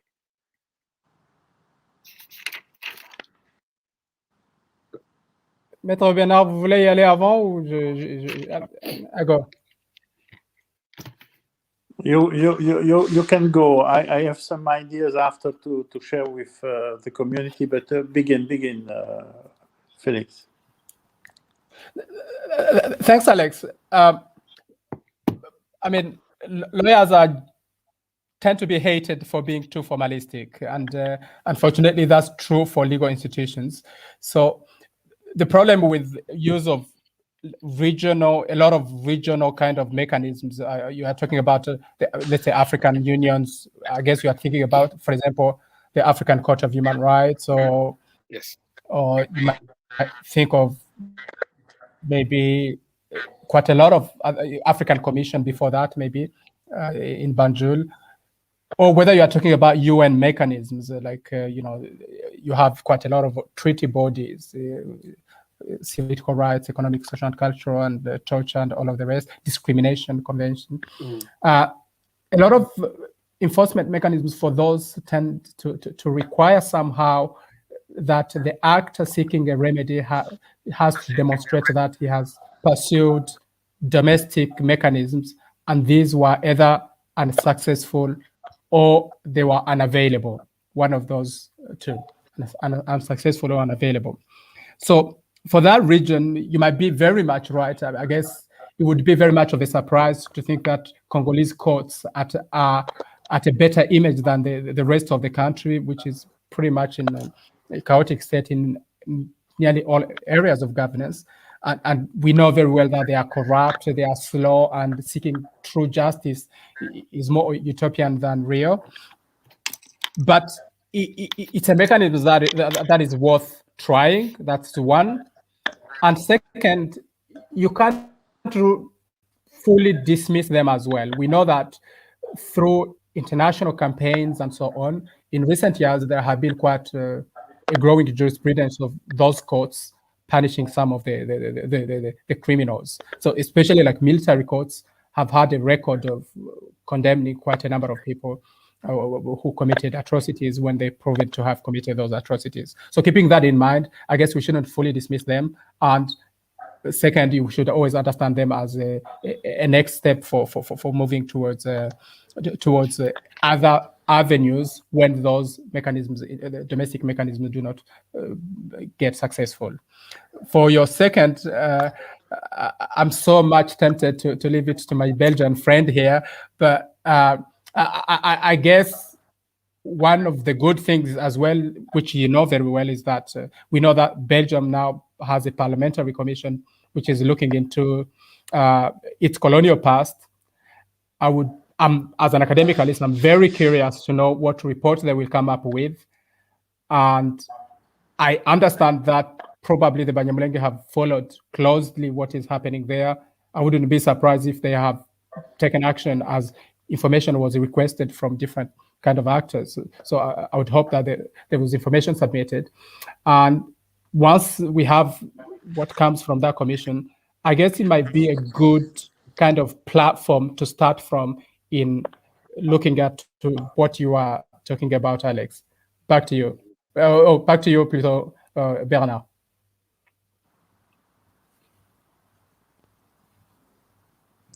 Okay. I'd like to share with you a few elements of reflection. First one, it's very, very important to understand that question of continuum between what happened before Gatumba, what happened in Gatumba, what is happening now, is the same process. There was no Shoah to be understood if you don't look to what happened with Jewish community in the 19th century. The process is going on, and according to what I am seeing is, I say you, the process is going on, and nobody can say today that there is no a major risk that at a certain moment there should be an explosion with the idea of some people, okay, all those people will have to be killed and to leave. And for me, this is a very important question. And for me, what we are doing now with our complaint is trying with our little forces to interrupt the process. What is the real great question is not only to obtain justice for the past, but to interrupt a process who can bring more people suffering tomorrow. Secondly, of course, we have all to make a great reflection about what is the place of a judicial file in the history of a country. What I have observed is at any moment, there was something coming from the legal point of view who was like a great signal to say, no, it has to be changed. It happened with the Black community in the United States. It happened with the procedure against Mandela in South Africa. Before those legal procedures, so many generations and so many people who suffered without justice, without media campaign, without knowledge of what they made, so that at a certain moment, something happened in favor and in the good direction. In your situation, we are precisely there. We do not know how long time it will take to change. But if we do nothing, we are sure we are going to the worst. If we do something, we create some chance that it should change in the coming years. And finally, never forget that when we enter with such a complaint, we begin with a big battle. And of course, we have to convoke history. When we prepared the complaint, we discussed all together, and I supported the idea that we must clarify in the complaint the historical aspects. And because why today people say Banyamulenge are foreigners, they are not Congolese, they occupy a place where they have no right, and so on and so on. How is it possible to create legitimacy about those kind of speeches when you see the history? So the historic aspect is very important. And of course, the responsibility of Belgium is so great because it is in our colonialist country that we begin to make the great distinction between Hutu and Tutsi and Mulenge over communities, Hamitic, Nilotic, and so on and so on. And we need to clarify that all. There is no ethnic difference. Ethnic is just the overname of racist. When people begin to speak about ethnic, it's because they don't dare to say what is the worst word is racialistic. Secondly, concerning the commission of a Belgian parliament, I think I have no hope about that commission, because I have observed that inside the commission, arbitration is not linked to learn about the reality of history, but is to come back with old political movements. You see, you had the Catholic one, the French Catholic, the Flemish Catholic, the other side, and you know that all those groups are involved in the history of the Great Lakes region, and they try to preserve some position. So, in my opinion, but perhaps I'm wrong, it's not in the hands of those kind of commission. And even that commission doesn't share anything, because the reality should be to create a commission between 2 or 3 states of a region with historians, that the historians are going to work during a lot of years to prepare something of quality, And then after, politicians come back and begin to see what is significant for the region today and how to solve all together in Burundi, in Rwanda, in Congo, North Kivu, South Kivu. It doesn't exist today. And so today, the question of history of Banyamulenge community, the question of history of eastern part of Congo is in your hands and in the hands of the people who reside there. No less, no more. Like the question of justice, let me finish and tell you a little story. After the genocide in 1994, some people in the international community suggested to the new government in Kigali to organize a big commission, Truth and Reconciliation. And at that period, they sent some people to South Africa to meet the brothers and sisters of the ANC movement. And you know what was the reaction of the people of ANC? It was to say, please, don't abandon the question of justice, because Truth and Reconciliation Commission is the price we had to pay to stop with apartheid, that there should be no justice for our victims for the past. So if you can keep the question of the justice, you can go deeper in your fight and in your battle to stop the violence process. I think it must be the same for eastern part of Congo. Thank you so much, Bernard.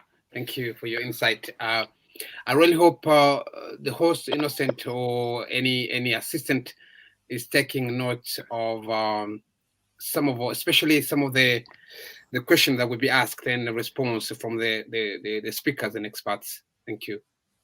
I have a question from Delphine Tanyuma to Chris. Will the project be extended to other events in which the Banyamulenge were killed? Are you able to answer this question, Chris and Jay? Yep, I'll answer for both of us. Jay had another commitment that he had to go off to. So yeah, I think this is a really important question. The project itself is narrow in its scope, just to make sure that we do well a small thing first before considering branching out. That being said, and this is why it's important for the project to work alongside other analysis, including a publication as well. That it's important to consider, not Katumba as a single moment, but in a broader storyline, if you will. So that's something that the project will do, is we will contextualize what happened in Gatumba, both in terms of the conflict that spurred the event itself with the occupation of Bukavu, which pushed people into the refugee camp in the first place, as well as sort of the bigger events of the Congolese wars. So there is a bigger story there. The project itself is small in scope, again, to get right what we're seeking to do before we then consider other things. I would say that in my own research that I am, looking at Gatumba in that broader context. So certainly there's a lot of value in doing that. Thanks for the question. Thank you, Chris. A question from you. I guess I think Thomas has volunteered to answer this. You talk about complexity that's been touched on by so many speakers, by all speakers here, and questioning whether what then if the importance of considering perspective from all parties on the ground, as well as from NGOs working on dialogue and negotiation in the past few years in the area. Thomas, do you want to go ahead? Yes, of course. I'll try and be as quick as possible and other people can add to my answer. So I totally agree, but it is important to understand everyone's perspective, and that includes victims from other groups who have also been targeted by violence, and then also other actors who are engaged in, as you say, maybe with the peace talks and other forms of dialogue. But what I think is also important to consider is that the narrative and the experience of the Banyamulenge from the Banyamulenge's perspective isn't undermined. And although it is important to recognize that any victim of any form of violence, regardless of what group somebody belongs to, is of course a very horrific experience to go through, it's important not to use that reference to complexity as a way to undermine when one group is particularly vulnerable and has maybe a disproportionate level of fear of facing extermination, or has already gone through a disproportionate level of persecution and violence. And of course, this reference to complexity, as I said earlier, does end up often eclipsing the historical experience of the Banyamulenge. So I'm not saying that we should be biased towards one group. I'm just always kind of cautious of highlighting that the Banyamulenge experience is often undermined and underreported. Thank you, Thomas. I also have a question from Ben, who's making point that actors in these massacres involved external armed groups who are believed to be supported by other countries. I think he's asking, is there any way to hold these actors accountable as part of all this the quest for justice? Thank you. I'll go maybe quickly, and I'm sure Bernard will say something. Can you hear me, Alex? Yes, can hear you. Go ahead. Yeah. Allow me a quick word maybe from the previous question, and it's not mindful of the time. Chris, maybe one thing I need to know about complexity and need to take into account other groups as well. I guess nobody will argue for the necessity of only considering victims from their communities and so on. That's communitarianism at the worst. At the same time, the worry always about that narratives about all actors and so on is sometimes that this also brings in a way of not even following that complexity, and maybe looking at the complexity, doing what Menge was almost calling racism by not acknowledging, let's say, some of the specificities of certain given criminal acts. We know that in comparative perspectives, the narratives around whatever was happening in Rwanda in '94, for example, was that it was intertribal killings. So no need to intervene here, really. Hutus are killing Tutsis and Tutsis are killing Hutu. It's the favorite kind of spot in that area, and no need to worry much. That happens there. That being said, frankly, I believe that a lot of people, I mean, I wrote a paper on that in 2016 about different narratives of subjectivity around victimhood. And I believe very many people are victimized in the DRC. But for example, in South Kivu, there is general victimization. There is a very specific Banyamulenge victimization, and the ways the different people are victimized and the reasons for victimizations are quite different. And that requires a little bit of special attention, I would argue. Back to Ben's question, I guess the question, the answer really from my side is simple. My understanding of the laws of many different countries, including Congolese laws and laws of countries from the region, from my understanding, but also international laws, tend to consider crimes territorially. So regardless of who commits crimes, regardless of their nationality, they can be prosecuted. So there is absolutely no reason why those people who are committing crimes in Congo, who are Burundians or other nationalities for that matter, cannot be prosecuted in Congo, in Burundi, or through an international mechanism. Back to you, maybe Bernard. Yeah. I have a first element to share with you, and for me it's very, very important. Never forget how strong are the testimonies of the witnesses, of the direct witnesses. I have now some experience since quite 30 years in the region about crimes. And when you have a direct witness, and he can identify names, person, where they're coming from, where they were, or it was handled. And if you have 2, 3, 4, 5, 6 witnesses who are together to tell the same story, we begin to create kind of evidence behind all doubts, to use a wording from lawyers. But this is very important, because when we speak about groups coming from outside, like FNL, like Red Tabara, like some people of Kayumba or other people, when you look to the witnesses, what is very interesting is they give you strong information. They give you names, they give you where the people are coming, how they were together. When you speak about a Babembe coming from that village with those people from the army. And this is very, very interesting, because on that base, you can construct a judicial file.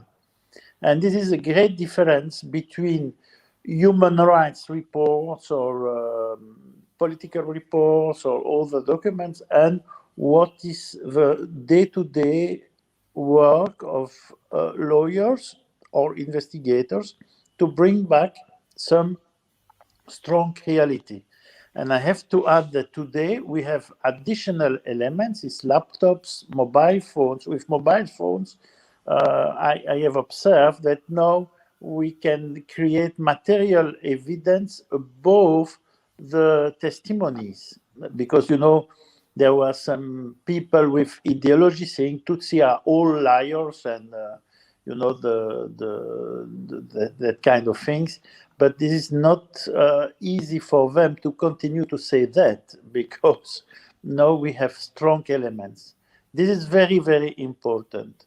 And the second element is, before what kind of jurisdiction, we can bring the first jurisdiction, international jurisdiction, with competent, is, of course, the place where the crime took place. After you have criteria of competency. If I am, for instance, a Belgian, if I commit an assassination wherever in the world, a judge in Belgium can handle the file against me. So you have the question of territory, you have a question of nationality.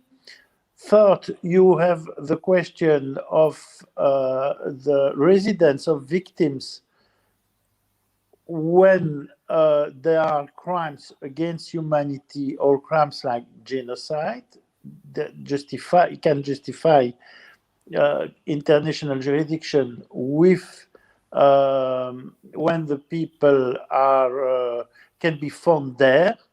And fourthly, we have international jurisdiction of ICC, but it's a subsidiary jurisdiction. This is the reason why the strategy is to bring the file before the court in Congo first, but together to the ICC, so that if there is no way to handle it in Congo, the ICC remain competent.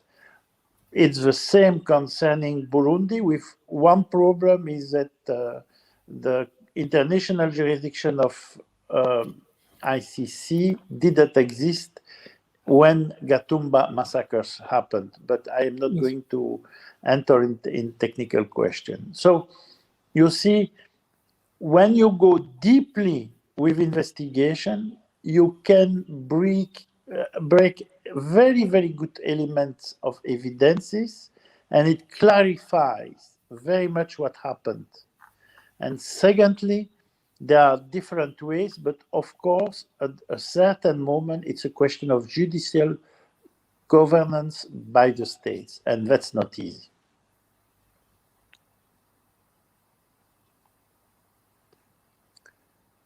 Hello.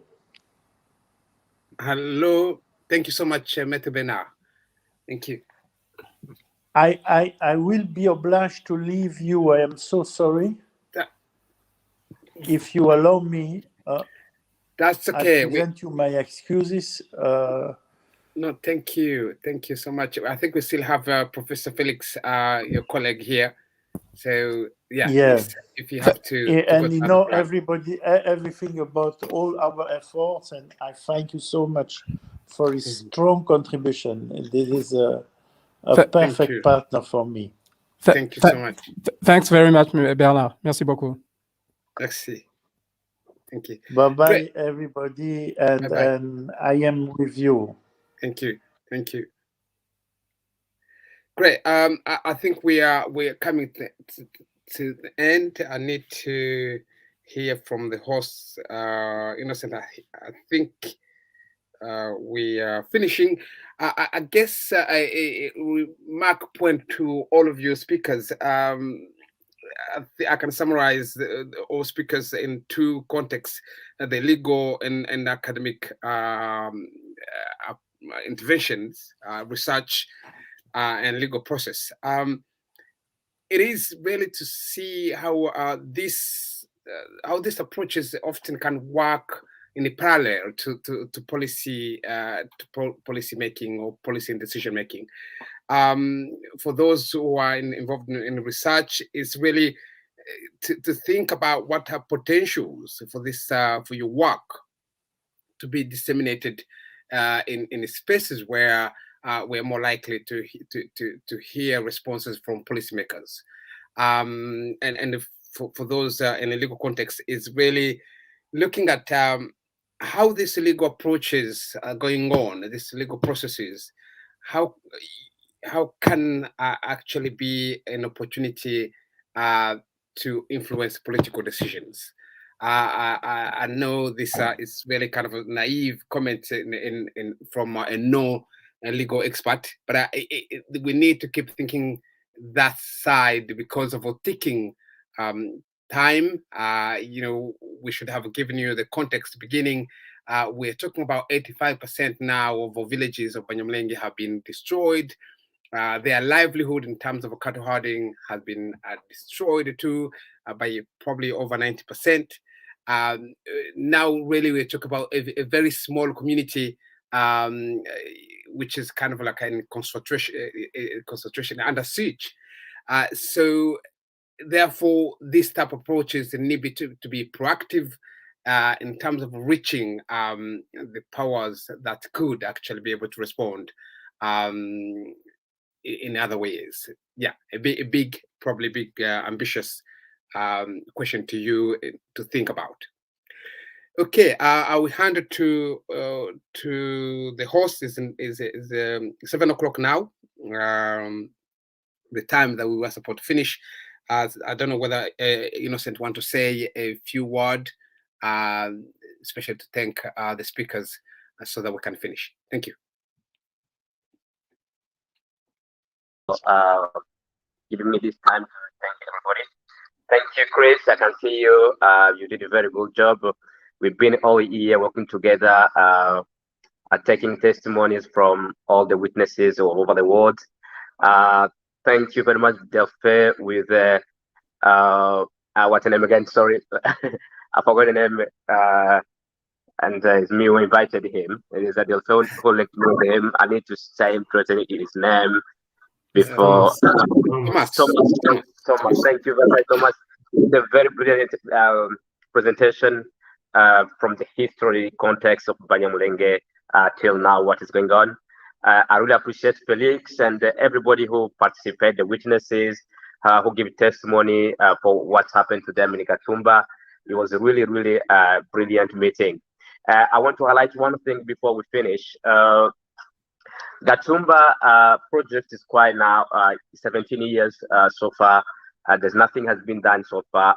We all know that due to the political aspect, the evidence are there. But at the end of this year, we're planning to collect all the testimony from the survivor all over the world with all the lawyers, with the guidance from Menge and Jean-Paul and the other lawyers like Felix. So we invite everybody who can contribute to give his time to collect those evidence, because we don't have like a budget or financial things. We need to give ourselves, to give our time as a voluntary work. So anybody who really want to join the team to take all testimony, we can contact me or Bernard or Jean-Paul to help us to collect all the evidence. So thank you, Alex Mvuka, for chair the meeting. You did a very good job. And I hope next time we do better than this. And I do apologize for any inconvenience for online issues. I see anything happen. So I hope next time we make it better. Thank you for the technician, David. See you all. Have a good evening. Thank you. Thank you, Innocent. Thank you, Innocent. Bye. Bye-bye.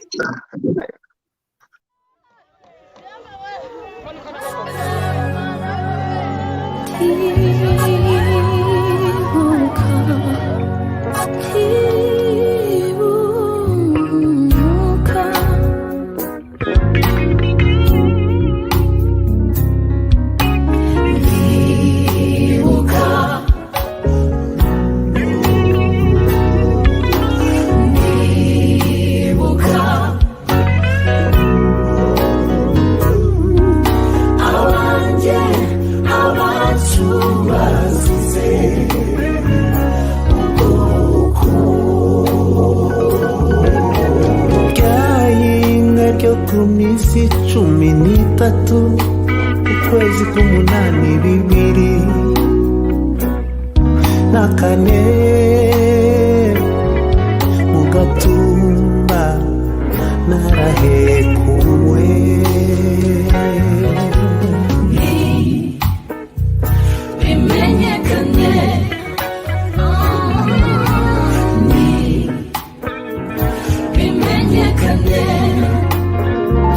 bizatuma kwicwa no kurengana bitazongera kubaho ku bwoko bwacu.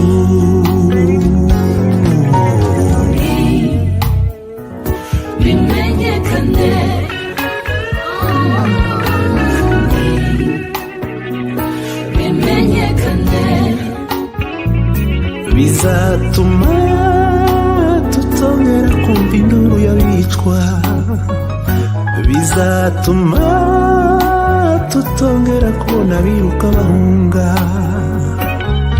Twibuke, twibuke, twibuke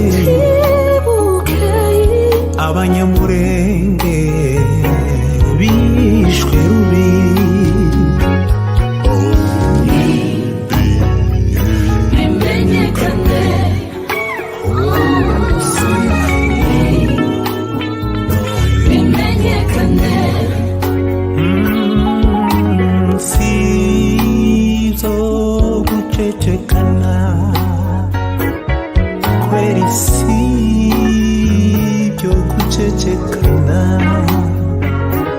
Twese hamwe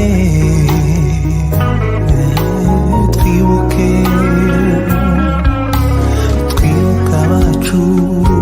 Ndibuka,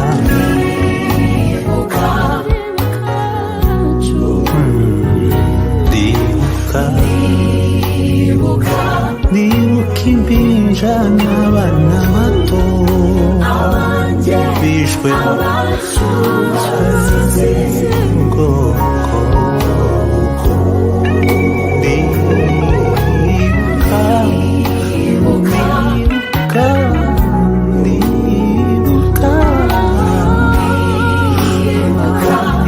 abasore n'inkumi bishwe rubi.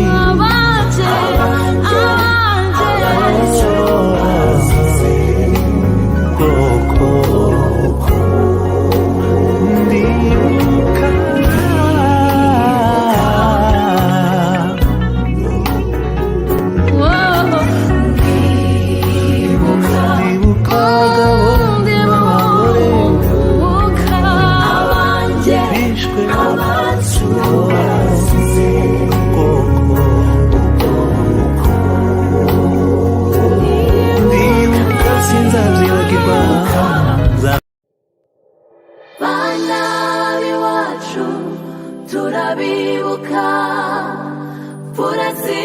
Murenge turabazirikana bana b'iwacu turabibuka Murenge turabazirikana ndarira kibuka ya joro ijoro ryanze guca ijoro rya Gatumba ijoro ryanze guca ndarira kibuka rya joro ijoro ryanze guca ijoro rya Gatumba ijoro ryanze guca dufite agahinda turababaye dufite agahinda turababaye bana b'iwacu turabibuka Murenge turabazirikana bana b'iwacu turabibuka Murenge turabazirikana mwishwe muzize uko mwaremwe Murenge turabazirikana